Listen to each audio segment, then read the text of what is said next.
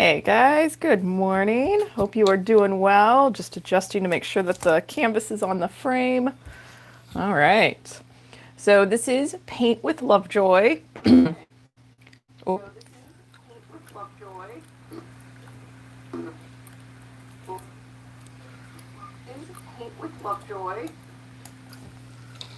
okay. So today's painting is actually going to be perfect for first-time painters because we don't require a traceable. And we're going to do kind of an abstract background with our our sunset colors and water, and then we'll do a step-by-step little silhouette of a dolphin on here. So, a little bit of what you're looking at. We've got our colors for today on our plate, our blank canvas, which is kind of nice because, like I said, you don't have to worry about getting anything drawn. And I'm on an 8x10 panel. Some of you may be on a stretched canvas that's going to have a little bit more width on the side. So if you're painting on a stretched canvas, when we get to the edges with our color, I do recommend that you carry that just right around the sides, the top, and the bottom. That way it looks nice hanging on the wall, having that color kind of wrap around the edge. So like I said, today we're going to be kind of abstract painters with this really cool sunset, and then we'll have a little bit of a water reflection down below. And then our final step will be putting that silhouette of the dolphin on there. So starting off, I am using a middle flat brush, and we're going to start with our light yellow, work a little bit darker, and then we'll be laying some blue on top of it to give the illusion of our water. So I'm going to do about a 1-to-1 ratio mixture of white and yellow. And again, you saw I pulled a little bit of that white aside, adding a touch of yellow, going for kind of that lemony yellow color. And if your shade's a little bit different than mine, totally okay. And what we're going to do first is lay out our horizon line, and then we'll be doing work above the horizon line and below. So to get that horizon line on there to begin with, we're going to start on that left-hand side, and I want you to go from the bottom up maybe about 4 or 5 inches, make a little dot. And then you're going to do the same thing on the other side, go up about 4 or 5 inches, doesn't have to be exact. And then if you want to put another little one right there, you can. And then we're just going to connect the dots all the way across. So we're going to be doing some work above and below this horizon line. All right, and if you have any questions today, please feel free to leave a comment in the chat and I will address it as we're painting. And hi, Jen and Denise, thanks for jumping on. Appreciate you guys showing up and hanging out with me on a Saturday morning. All right, so as we move into our background, I'm going to go over a few brush strokes to try, and I want you to try all 3 of them, and whichever one you find a little bit more comfortable, stick with that as you fill in your background. So you have kind of the full width of your brush stroke, or you can turn that brush sideways, it creates a bit of a skinnier line, or everybody's favorite, literally making X marks and slapping the brush on the canvas. So we're going to start off with our light color, whichever brush stroke that you found kind of fun, stick with that one as we fill in the space. But we're going to kind of make this abstract image, and then we'll repeat it below, and then we're just going to build from our light colors to our dark colors as we fill in the space. So we've got this kind of weird abstract shape up here. It's going to kind of slightly mimic it below, doesn't have to be perfect. And then I'm going to grab a little bit of the direct yellow, and not too much different from my lemony yellow. I didn't actually add a whole lot of white, but if there's a few places on yours where you want to overlap that dark, more of the pure yellow on top of your lighter yellow, go right ahead and do that. And then with kind of light pressure, you can go over both colors and kind of soften the new color into the prior color. Oh, cool. Hi, Maddie. Thanks for jumping on and let me know this was your other account. I appreciate that you are hanging out with us. And yes, I believe this is a number 4 flat brush. And the number is actually still on this one. Yes, it is. All right, so to our white-yellow mixture, I'm going to make just a little bit more of it. Then we're going to add a touch of orange. This gets us to this kind of really pretty pastel-y orange. So each of you may add a different amount of orange. Start off with a small amount of orange because you can always add more and get darker. And it's kind of good habits to get into. So I'm going to start with this kind of light pastel-y color, and I'm going to go right over kind of around the perimeter of what we laid for the light yellow. And again, I'm overlapping just a little bit onto the lighter yellow with this orangey color. Same thing on the bottom. And again, you'll notice that as the two colors mix or touch, they do kind of blend together and create a new color. So just kind of play with that. This is called wet on wet blending. And it's a really therapeutic process to just kind of get lost in for moving paint on your canvas. So again, we kind of have this abstract shape going. I'm going to add a little bit more, excuse me, I'm going to add a little bit more orange, going a little bit darker. And I like to just mix on that same pile, so that way it's using kind of the paint and the colors I was using a step prior. And then same thing, just gonna go around the perimeter of this. And I'm keeping with that second brush stroke that we were talking about. I'm using my brush sideways and just kind of smaller, skinnier brush strokes. But if you're using a different brush stroke, totally okay. I'm just glad you're painting. It does take a lot of courage to paint at home, so please, you should be shown. That says a lot about your personality and your willingness to try new things. So don't ever lose that.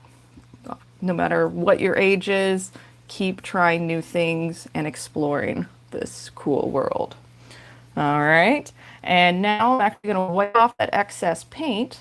We're going to grab that direct orange, same thing, just in a few areas, using that skinny portion of the brush and just kind of lightly putting the darker color in here. Again, yours may be a little bit different than mine. I want you to trust your instincts. If your instincts are encouraging you to push or put a color somewhere that I don't put it, trust that, because your instincts are guiding you in the direction you need to go. I'm here to just help make some of the steps a little bit easier. Thanks for letting me know, Jen, about the audio and the buffering. I was going to say, on my end that I'm watching, I haven't seen the buffer happen yet, but it's not like I can watch the video and paint at the same time. And I'm not quite sure how to fix the audio. So it might be an internet connection issue. I probably next month will be going down, instead of doing this every day, I'm probably just going to do it 5 times a week, maybe Thursday to Sunday, because those seem to be the most popular days.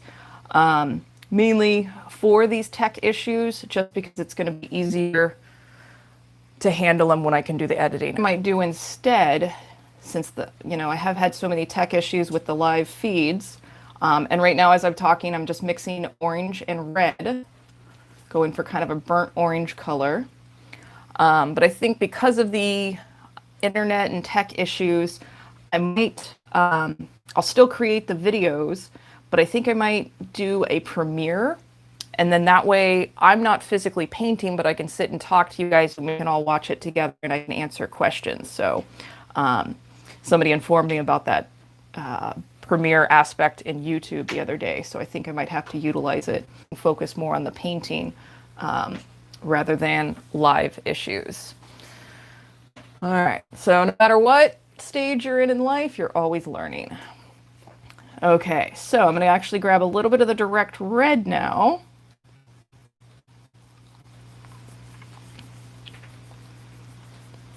And we're going to make this a pretty warm sunset. So I'm on the direct red, just again going around the haze. We'll go below. Again, you're an awesome abstract painter right now. If you're holding your breath, please take a big inhale, laugh at yourself a little bit. Just glad you're having fun and glad you're painting.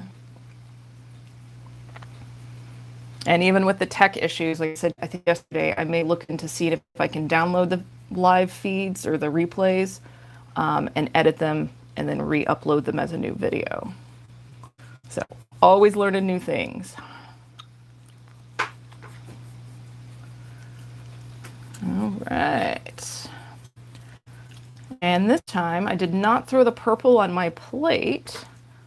We're actually going to make some purple. So we're going to take our red, a little bit of blue, and I might add some white because that's a really dark purple. And if I don't like it, I might turn around and grab. Yeah, I'm not liking that color.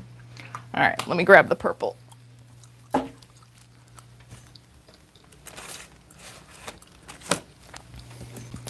And sometimes that happens.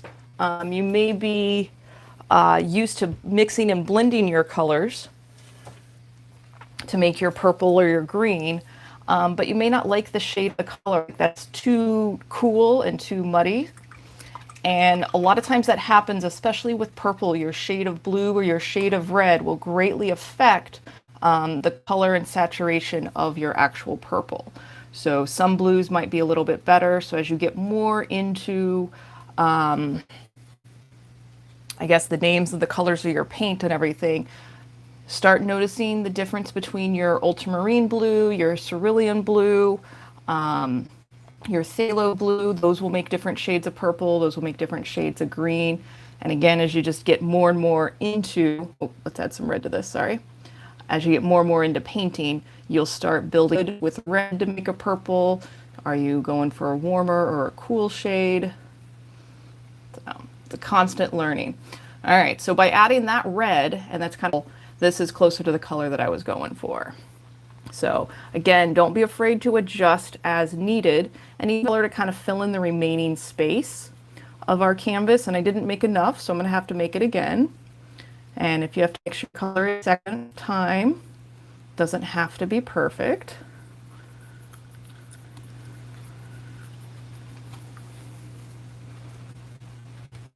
All right. Cool. Yeah, so glad you like the premiere idea. I'll probably do that for July. I'll finish out this month doing the daily demos, just because it's a good habit. And I think I have to go back and look at the numbers. I think I'm close to 100 paintings that have been done for the daily demos. I think we're at least in 3 months. So it's been great keeping me sane and me having a bit of a structure. All right, filling in that bottom portion. We will come back in and get our horizon line on there. But right now, just admire how awesome of an abstract artist you are and these hazes of color.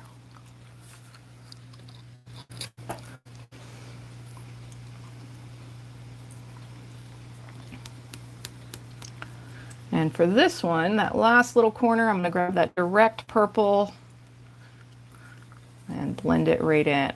Now, as you're painting on this, before we even move into doing the dolphin, I would want your background fully dry. So if you're painting at home, you do not have to paint at the pace that I'm going, just because I am trying to keep this at a under 40-minute demo. But you can pause the video as you need to.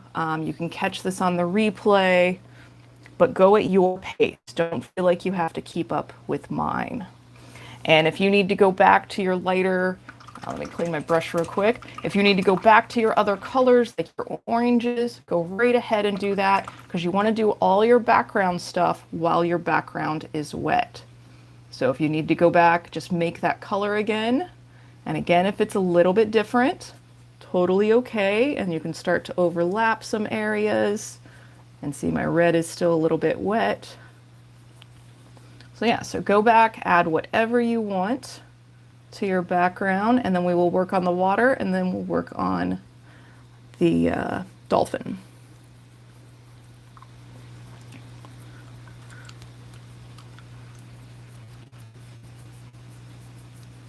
And sometimes it's just nice to get lost in the movement of your brush on the canvas.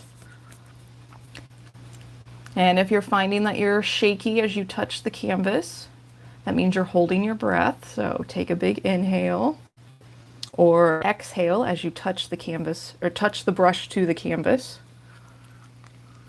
Let's grab some of this. And as you're doing this, get in the habit. And that's more of the normal viewing distance for most things in life, and especially artwork.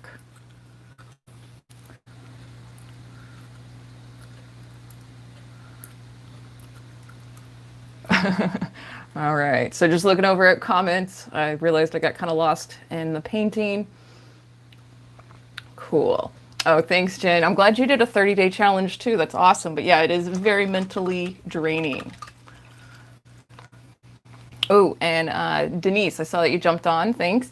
I haven't replied back to your last email, but I did just launch, or I guess launch, a new library on my school. So I have a Traceable library now, to where you can pay a monthly fee to have access to all the traceables, and I'll update them weekly.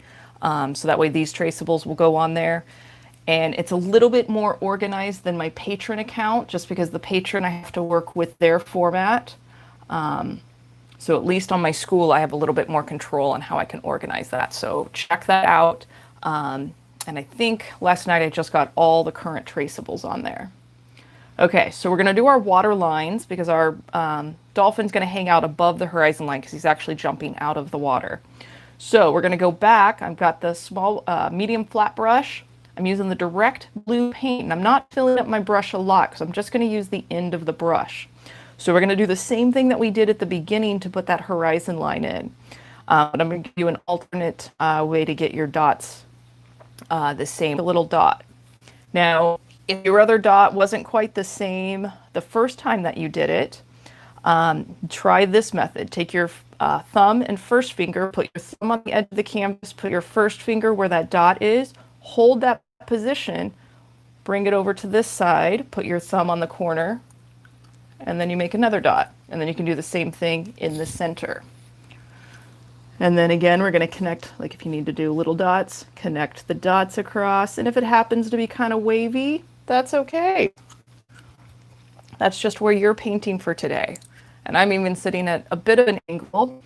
So I had to look for a minute to make sure I had that completely straight. Okay, so for this next part that we're going to do, we're not going to fill up all of this entirely. Where I want you to leave some space in between these lines that we're going to make. Because again, we're imagining that the sky is reflecting on the water. And we're going to make this look like water. All right, so keeping this brush, and we're holding it almost perpendicular to the canvas. Now you can have a little bit of a wiggle in yours if you want, or they can be just more horizontal. I seem to tend to like a nice calm water, so we're making these are almost like the ripples on the water. It's okay if they overlap each other, and it's definitely okay if they go off the edge of the canvas. I definitely want that to be a part of your painting. By making these lines go off the edge of the canvas, that shows the viewer that's looking at your painting that there's so much more to the scene than what you actually painted. So it gives a feel that your painting is really kind of larger than life and larger than what it actually captured.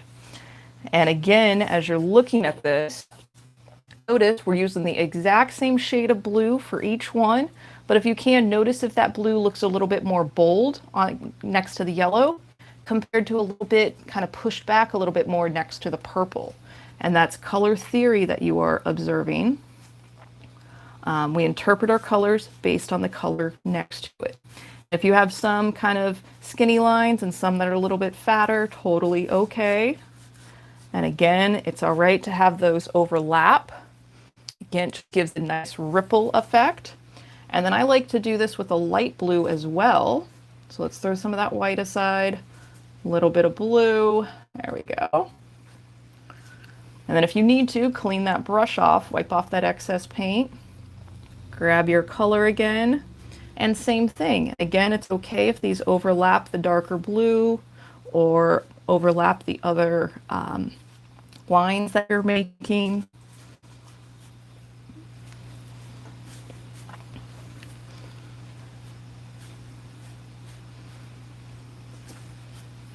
And then again, same thing. Notice how this color looks different next to that purple, next to the yellow.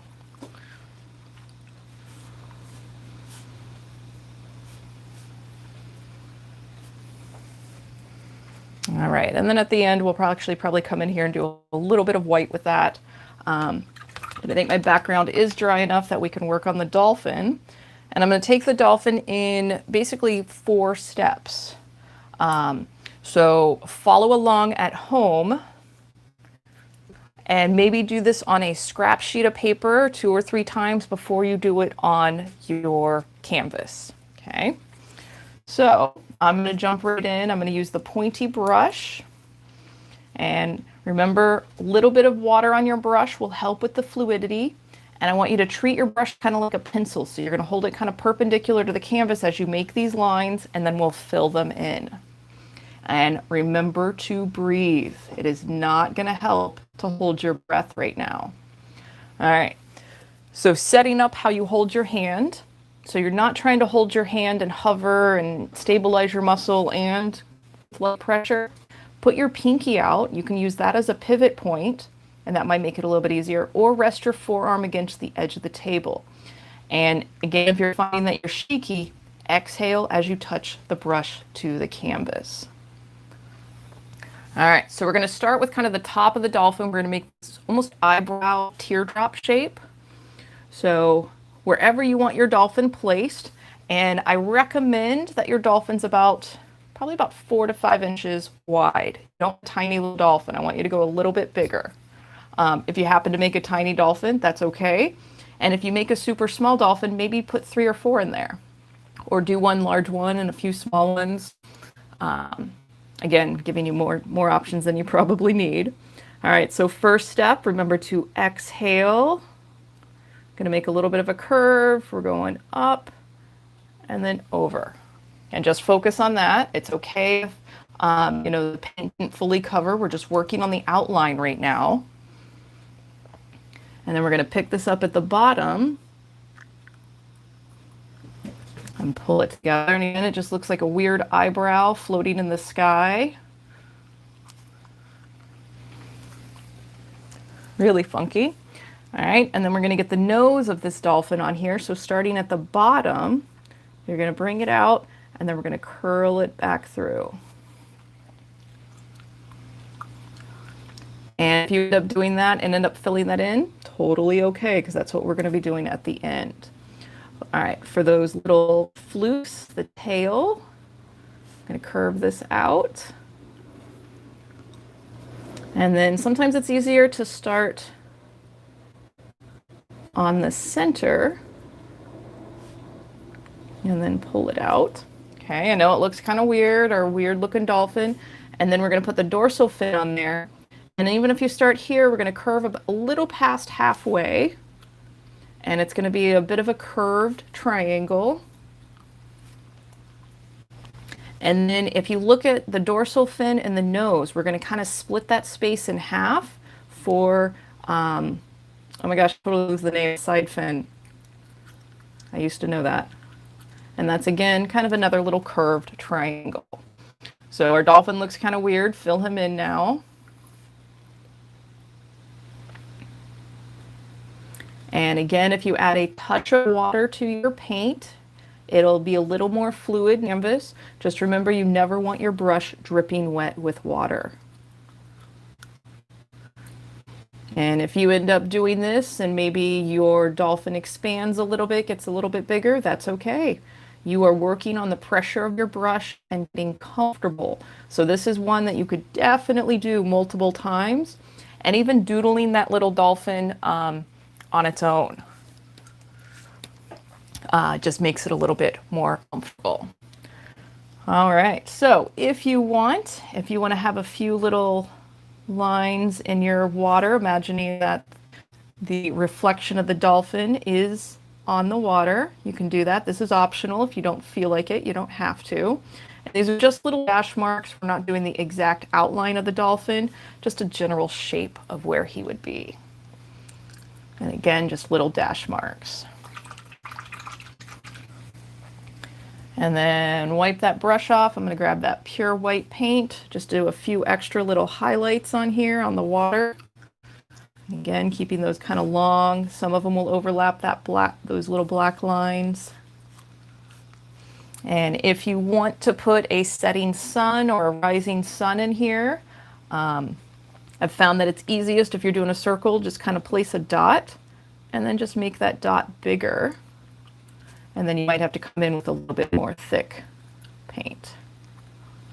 And again, if your son ends up growing a little bit more, that's okay. That's just part of your process. And if you want any birds in the sky, if you want an island on your horizon line and some palm trees, let's get some birds on here. You can add whatever you want. If you want a plane in the sky, message on the water.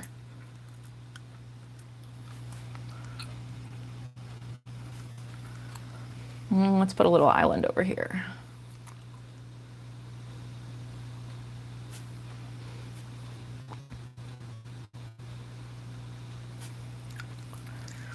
And if you want to do a little palm tree, I wouldn't worry about the leaves. You just do the trunk and the palm fronds. All right. And no matter what you paint today, please email me a photo of your painting. When I post those to social media, your pictures encourage other people to paint. So spread the word, tell them about my website, check out other websites for painting, but please find your creative outlets. And I believe tomorrow we are doing a country kitchen scene. And yeah, so feel free to leave suggestions for what you want. I've got a new list going. Check out all the other classes, videos, check out my online school and the Paint Your Pet and my intro to knife scraping. But yeah, please keep getting creative. So hope you have a great Saturday, and I will see everybody tomorrow. Cheers.